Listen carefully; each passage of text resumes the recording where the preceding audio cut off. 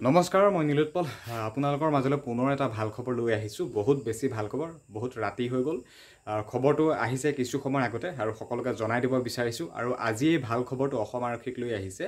অসম আৰক্ষীৰ পোছাকযোৰ ইতিমধ্যে সলনি কৰা হৈ গ'ল এটো ফিক্স এটো আসাম পুলিচৰ ড্ৰেছযোৰ সলনি কৰা হৈ গ'ল ফাইনেল হৈ গ'ল বহুত বেছি ভাল খবৰ আৰু আজি এই খবৰটো কিছু সময়ৰ আগতে আহিছে স্ক্ৰিনত দেখিছে এইযোৰ ড্ৰেছ আৰু এই ড্ৰেছযোৰ পিন্ধিব পাব আসাম পুলিচ বেটেলিয়ানে আৰু এপিআৰৰ কথাও গম পাইছোঁ এপিআৰৰ ডিপাৰ্টমেণ্টটো পিন্ধিব বুলি গম পাইছোঁ কিন্তু আসাম পুলিচ বেটেলিয়ানে এইযোৰ ড্ৰেছ পিন্ধিব পাব বহুতেই বেছি ভাল খবৰ কিছু সময়ৰ আগতে খবৰটো আহিছে সকলোকে জনাই দিছোঁ ভিডিঅ'টো এটা লাইক কৰি সকলোকে শ্বেয়াৰ কৰি দিবা আৰু ড্ৰেছৰ লগত জড়িত যিমানখিনি মানে পোছাকৰ লগত জড়িত যিমানখিনি বাহুত লাগি থাকে যিটো মনোগ্ৰাম বা এনেকুৱা কিবা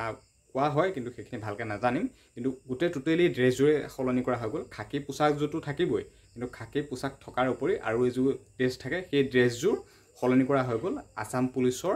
বেটেলিয়ানৰ ক্ষেত্ৰত এই ড্ৰেছযোৰ মানে পিন্ধিব পাব আৰু হয়তো 2 দিনৰ পাছতে তেওঁলোকে চিলাব বা তেওঁলোকেতো পিন্ধিব তেতিয়া সকলোৱে গম পাবা ভিডিঅ' পাবা বা ফটো পাবা মানে গোটেই অসম আৰক্ষী তেনেকুৱা এযোৰ ড্ৰেছ নতুন এযোৰ ড্ৰেছত দেখিব পাবা আৰু ৰিক্ৰুটমেণ্টৰ কথা জানে 3 অক্টোবৰৰ পৰা আৰম্ভ হ'ব আৰু 3 অক্টোবৰৰ পৰা যেহেতু সেইখিনি ৰিক্ৰুটমেণ্টৰ কাম আৰম্ভ হ'ব আৰু বা এই বছৰ শেষলৈ বা মানে 26ত এইযোৰ ড্ৰেছ পিন্ধিব পাবা যিখিনি ৰিক্ৰুটমেণ্ট হ'ব এই ৰিক্ৰুটমেণ্টত যিখিনি অংশগ্ৰহণ কৰিব তেওঁলোকে 26ত পিন্ধিবগৈ পাব গতিকে আজি এই খবৰটো সকলোকে জনাই দিয়া সকলোকে মইতো জনাই দিছোঁ তোমালোকে শ্বেয়াৰ কৰি এটা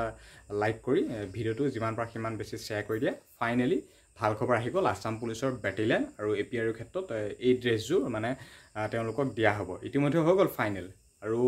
10 তাৰিখ অহা কালিলৈ খবৰটো অহা কথা আছিল কিন্তু আজি আহিছে হয়তো অহা কালিলৈ বা কেনেকুৱা কি ধৰণৰ কি আৰু ভাল খবৰ আহে নাজানো কিন্তু অসম আৰক্ষীৰ সঁচাই ইটোৰ পিছত সিটো ভাল খবৰ আহিবলৈ ধৰিছে আৰু শেষত পুনৰবাৰ কৈছোঁ ভিডিঅ'টো এটা লাইক কৰি শ্বেয়াৰ কৰি দিবা